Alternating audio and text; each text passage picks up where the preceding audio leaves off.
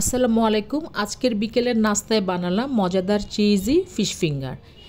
এর জন্য নিয়েছি কিছু মাছের টুকরো, অনেকগুলো মাছের পেটি ফ্রিজে পড়েছিল, একেবারে পাতলা, অর্থাৎ মাছগুলোতে ডিম হয়েছিল। এই পেটিগুলো আমি এমনিতেই রেখে দিয়েছিলাম পরবর্তীতে চপ কাবাব এগুলো বানিয়ে খাওয়ার জন্য।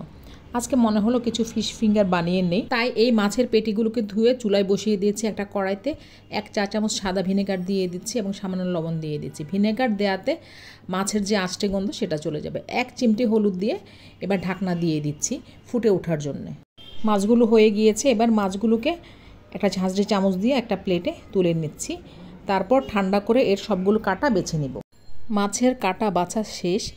এবার নিয়েছি আধা কাপ পেঁয়াজ কুচি, কিছু ধনেপাতা কুচি, 4টে কাঁচামরিচ কুচি, কিছু পুদিনা পাতা, 2 কোয়া রসুন, কিছু চিজ কেটে নিয়েছি এবং 1 টুকরো লেবু। 2টা মাঝারি সাইজের আলু সিদ্ধ করে চটকে নিয়েছি। চুলায় একটা প্যান বসিয়ে তাতে দিচ্ছি 2 টেবিল চামচের মতো তেল।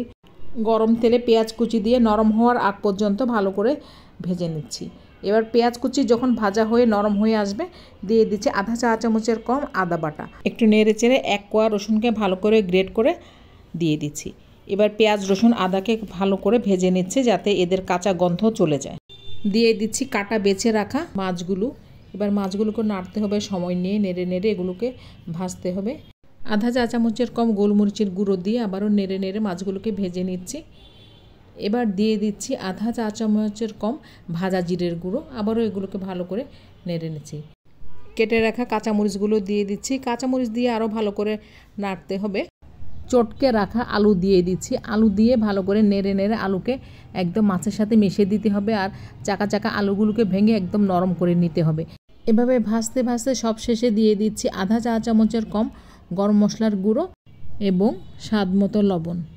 এবার সব কিছুকে আবারও ভালো করে নেড়ে চেড়ে একটা প্লেটে নিয়ে নিচ্ছি যাতে মাছ আর আলুগুলো ঠান্ডা হয়ে যায়। ঠান্ডা হয়ে যাওয়া মাছে 1 টুকরো লেবু চিপে দিচ্ছি। তারপর পুদিনা পাতা, ধনে পাতা সব কিছু দিয়ে আবার ভালো করে কষলে এগুলোকে মেখে নিচ্ছি। এই মাখানো মাছ থেকে অল্প পরিমাণে দিয়ে হাত দিয়ে চেপে চেপে লম্বাটে করে নিয়েছি এবং এর ভেতর ফাঁক করে 1 টুকরো চিজ ভরে আবার চারিদিক থেকে এর মুখটা বন্ধ করে দিয়েছি। ভালো করে হাত দিয়ে চেপে দিতে হবে যাতে কোনো দিক দিয়ে কোনোভাবে ফাঁক থেকে না যায়, তাহলে চুলায় দিলে এগুলো খুলে চলে আসতে পারে। এভাবে আস্তে আস্তে সবগুলো ফিশ ফিঙ্গারই বানিয়ে নিয়েছি। সবগুলো ফিশ ফিঙ্গার বানানো হয়ে গিয়েছে। এবার একটা বাটিতে 2টো ডিম নিয়ে নিচ্ছি। সামান্য পরিমাণে লবণ এবং সামান্য পরিমাণে গোলমরিচের গুঁড়ো দিয়ে খুব ভালো করে ডিমগুলোকে ফেটে নিচ্ছি। ডিম ফেটানো হয়ে গিয়েছে। একটা প্লেটে বেশি করে ব্রেড ক্রাম নিয়ে নিয়েছি। এবার একটা একটা ফিশ ফিঙ্গার ডিমের গোলাতে চুবিয়ে নিচ্ছি। তারপর একটা কাঁটা চামচের সাহায্যে তুলে নিয়ে অতিরিক্ত ডিমটা ঝেড়ে নিয়ে ব্রেড ক্রাম্বে দিয়ে দিচ্ছি। ব্রেড ক্রাম্বে এবার হাত দিয়ে ভালো করে চারিদিক থেকে ফিশ ফিঙ্গারটাকে গড়িয়ে নিচ্ছি আর চেপে চেপে ব্রেড ক্রাম্বগুলো এর ভিতরে লাগিয়ে নিচ্ছি যাতে কোনো সাইড আর ফাঁকা না থাকে। এবার আবারও ফিশ ফিঙ্গারটাতে ডিমের গোলায় দিলাম এবং সেকেন্ডবারের মতো আমি এটাকে কোটিং করে নেব, অর্থাৎ ডবল কোটিং করে নিচ্ছি। এতে করে এটা যখন ভাজবো তখন এটা খুলে আসবে না, অর্থাৎ চারিদিক থেকে এটা সিল হয়ে যাবে। এভাবে আমি সবগুলো ফিশ ফিঙ্গার বানিয়ে নিয়েছি।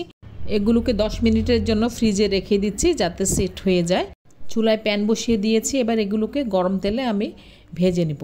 চাইলে এগুলোকে ডিপ ফ্রিজে বেশ কিছুদিনের জন্য স্টোর করে রাখা যাবে। ফিশ ফিঙ্গারগুলোকে চারিদিক থেকে আরেকবার চেপে চেপে গরম তেলে ছেড়ে দিচ্ছি।